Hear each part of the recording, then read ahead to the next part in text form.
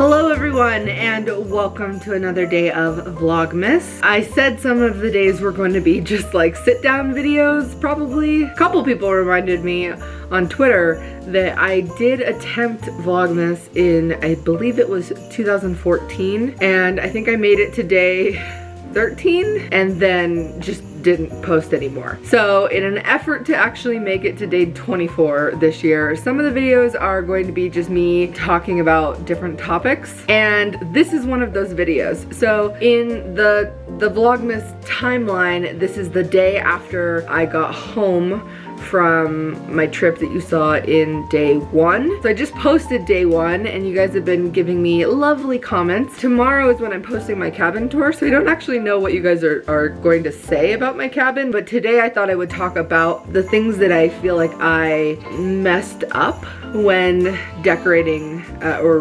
renovating and decorating my cabin. I do want to preface this with just like a little bit of a disclaimer that I recognize how fortunate I am to have a lovely home, and I think that, you know, especially in today's digital age, it's so easy to go on Instagram or Pinterest and see somewhere else that you would like to live in like 2 seconds. It's a privilege in this world to even hold a smartphone and be able to browse Instagram. Me being like, I like my cabin, but this cabin looks nicer, is a huge non-issue. So anyway, with that out of the way, I do think that there were a couple of things that I did, choices that I made when I was renovating my house that I regret. And hopefully in the new year, I plan to post maybe like once a month videos improving my house. And so some of the things maybe that I'm about to say in this video might be things that I end up changing. I think maybe I'll do another video later in the month about like the actual projects that I'm hoping to undertake in the immediate future. But yeah, I guess this is just I made a little list, my list of the things now that I have lived here for several years. I mean, that's the thing, is that I just bought this place on a whim, and now that I've actually lived here, and especially this past 2020, when I haven't really been traveling, these are the things that I maybe wish I had done differently back when I was renovating. Okay. I wrote them down. The first one is something that I can't really change. It's just my actual lot that I'm on. I have a decent sized lot and I have a decent amount of land. I wish I had more evergreen trees. I wish that I had a little bit more land. I know that's such a crazy privileged thing to say, but I think I was spoiled growing up visiting my grandparents' farm. They had 300 acres. By the way, they were just farmers. They were by no means wealthy, but they had 300 farm acres and they worked for decades to keep that. There's no way that I could ever handle 300 acres, but sometimes I think, oh, maybe 10, 15, 20 acres would be nice. Just a little bit more isolated than I currently am. I certainly don't think I would ever bring myself to sell this house. It's so special to me. I think I was fortunate in the sense that I didn't go the normal YouTuber route and buy like a huge house. I bought a small, modest cabin. So maybe there's a world in which I keep this place and move somewhere else. That just seems so indulgent. But yeah, that's the first regret, is maybe in hindsight, maybe a little bit more land. The second thing that I sort of regret is the the many different types of flooring that I have in this house. Like I just said, it's a small house and yet I have 4 different types of flooring in this house. And there are reasons that I did what I did, but looking back now, I regret them. So upstairs is carpeted and I definitely don't regret that. Upstairs is so cozy and the cats love just like laying around. Molly, of course, loves the carpet. Paige used to love running around on the carpet. So I definitely don't regret carpeting upstairs. Now in this room and on my stairs, I have the most gorgeous hickory wood. And I'm not gonna lie, it was expensive. But looking back, I wish I would have just splurged and done the hickory wood everywhere except for the upstairs where the carpet is. Instead, I put a ceramic tile that looks like wood in my bathroom, my hallways, and my kitchen. And I'll get into that in a minute. And then in my living room, I put actually a vinyl that looks like wood. The bathroom tile is actually heated underneath, which is lovely in the winter time. And the kitchen, I just thought, well, I'm gonna spill things. You know, there's water in the kitchen where the sink is. Like, it's just good to have a tile instead of actual wood that can warp. And then in the living room, I didn't want to put tile because the tile is kind of cold, but I didn't want to put wood that can warp as well because I track in snow. Fast forward to a couple years later, and that's probably my #1 regret, is not just doing the beautiful hardwood that's in this room with the lovely knots and distressing, just everywhere. I also went with a white tile that looked like wood instead of a wood tile because the kitchen originally, when I chose the flooring, had all of this wood paneling in it, and that was one of the things that I had planned on keeping, was all of this wall paneling. And then my ceiling in the kitchen is also wood. So originally I was like, well, the ceiling's gonna be wood, the wall paneling is wood. I will, on the floor, go with like a white. And what ended up happening was the wood paneling wasn't in very good condition, and there were hundreds of dead mice behind it.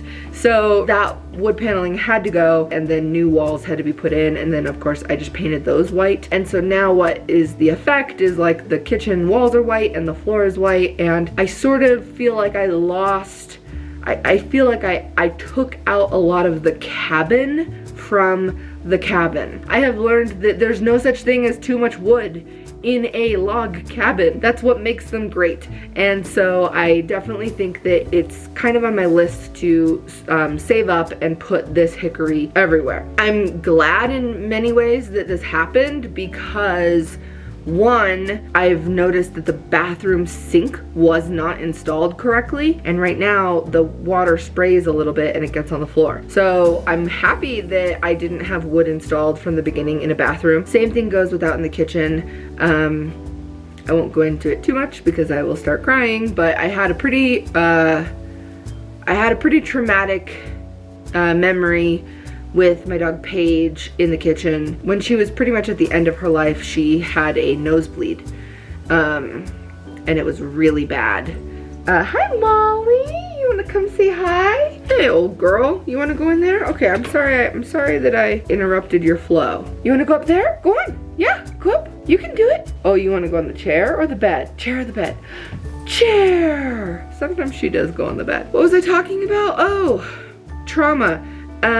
Yeah, Paige had a really bad bloody nose on the kitchen floor, and I had just gotten home from caring for my grandmother, who was also dying, and I lost it. Paige was fine. I was able to, you know, stop the bloody nose after a while, but there was, sorry if you're a young kid and you're listening to this, but it was horrible. It was one of the worst moments of my life. It was just such pain, of trying to care for these two figures in my life that were so important to me, and feeling like I just wasn't doing it well. And so I feel like it's important to my healing to actually replace the floors in the kitchen. I don't know whether I would replace the floors in the living room. I like them. I think that they're nice. So I think that'll come down to whether or not I can put in heating underneath hardwood floors. I actually don't know the answer to that. If you can put heated floors directly underneath hardwood, then I think I would rip out the floor in the living room and I would put heated floors in there. That brings me to my third cabin regret. This sounds like such a little whiny vlog, but I think hopefully it's probably useful if someone's renovating, or maybe you're just curious into this kind of content. My third regret is the living room heat. So for whatever reason, when the person who built this house added on the living room wasn't part of the original house. They didn't insulate it very well, and they also didn't add a heat vent all the way to the living room. So that room is freezing in the wintertime. You kind of just have to always have a fire going if you want to use that room, which is like, oh no, I have to have a cozy fire going. It's wonderful. I added a little wall like baseboard heater, and I regret that because it has kind of burned part of the wall above the heater, and then there's also a wooden windowsill right above it, so I'm afraid to really crank it to the point where it would actually make the room warm. So I want to get rid of that. But I would definitely add heated wood floors if that's a thing. I don't know if that's a thing or not. I also wish that I had pressed my builders harder about opening up the ceiling. The ceiling is kind of that standard popcorn ceiling that I don't think looks very log cabin-y. And then we put some railroad ties as beams, which was really cool. I got to go pick them out myself at this place that was close to my grandparents' farm, and they were salvaged from the Utah-Idaho railroad tracks. The builders at the time told me that the attic just wasn't really built to be exposed. It was, I think they called it like a whalebone attic or something. So like maybe it wouldn't look pretty, but also maybe it would. Oh my gosh, in my dreams, my front room kind of inside the ceiling is kind of butting up into my upstairs loft. So if I could put a vent into my loft so that when I run the wood fireplace, it's actually heating my bedroom upstairs, that would be the dream. This is like the longest video of the most boring topic ever. The bathroom.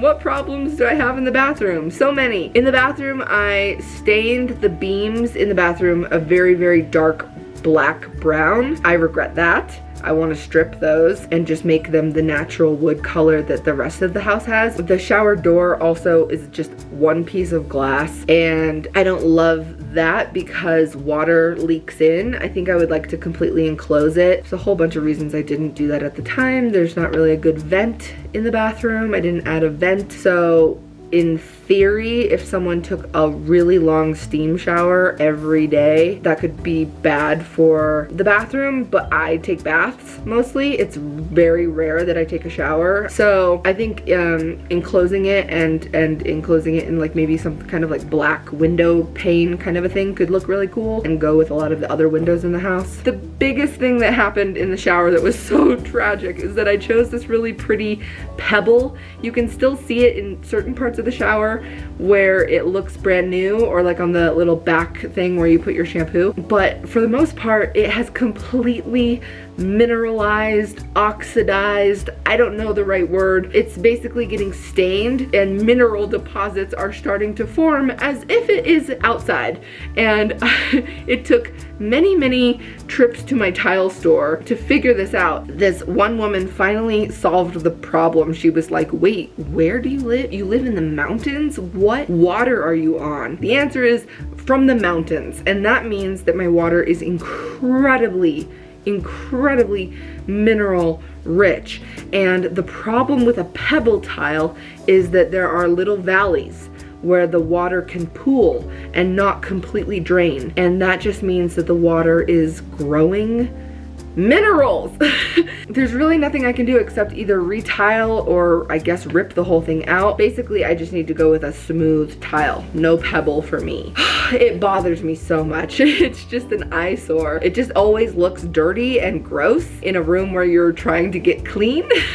I've lost track of what number we're on, but the countertops in the kitchen, I went with a concrete, and I had a woman, this was several years ago, here cleaning my house. I would like clean the litter boxes and she would like wipe down things, and you know, I would be able to clean the house much faster with someone helping me and doing most of the work, to be honest. But I would wash the sheets and make the beds, and they would clean, and unfortunately it's just an accident. She dropped the glass and it just took a chunk out of the concrete. So I need to contact the people who installed it and just see if there's a way I can kind of like build it back up and just put something, even if it's noticeable, it'll be better than a chip. But they just didn't really turn out the way I wanted them to. They're not like the cutest countertops, so that's kind of a regret. I wish I would have maybe just done butcher block wood. The shelving in the kitchen, my express desire to the people who made the shelves was like, I want it to be really rustic. You'll have done a good job if I'm putting away dishes and I get a splinter. A thing I said. And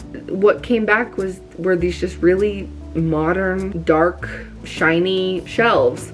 And it was sort of one of those things where I was done fighting. I didn't want to be like, that's not what I ordered. They're great, but at the same time, that just goes back into what I'm saying about taking the rustic cabinness out of the cabin. In many ways, I'm happy I did that. I'm happy I have like a state-of-the-art stove and oven, but I think I just went a couple steps too far in making it super modern, and now I'm trying to just bring back some rusticness. Okay, final two. This is easy. My stairs are slippery, and so I have to have these carpet pads down so that Molly doesn't slip and so that I don't slip. But Molly oddly can slip going upstairs. So I have these pads here, but they, oh my gosh, do they collect cat hair and dust and my hair and Molly hair. And I wish they weren't there. I've been looking into possibly some clear treads that stick on. It just seems like a thing that you can't undo.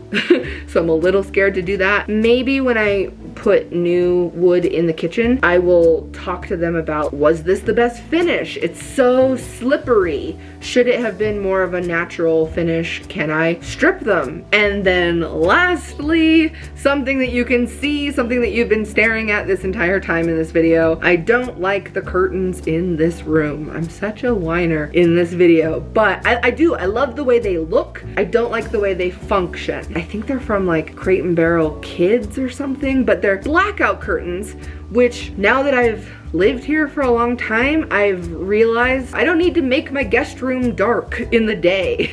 That's not a need that I have. Because they're blackout curtains for like a child's room when they're trying to take a nap, they have this really plasticky, stiff backing on them that makes them be able to block out all light. And that just means that they don't close and open very nicely. They don't pleat. They're kind of just like stiff pieces of fabric that you could just kind of move. So while they're the perfect length, I think I actually need something with a lot more fabric and kind of a thinner fabric. I just want that nice, like pulling open the curtains and having them kind of drape nicely. That is just such on the list of, if I'm walking around my house and I'm like, I'm bored, what should I do? Then maybe I'll replace these curtains, because it does bother me when I try to like close them and open them, but they look nice, so it's fine. I think that's it. That's enough.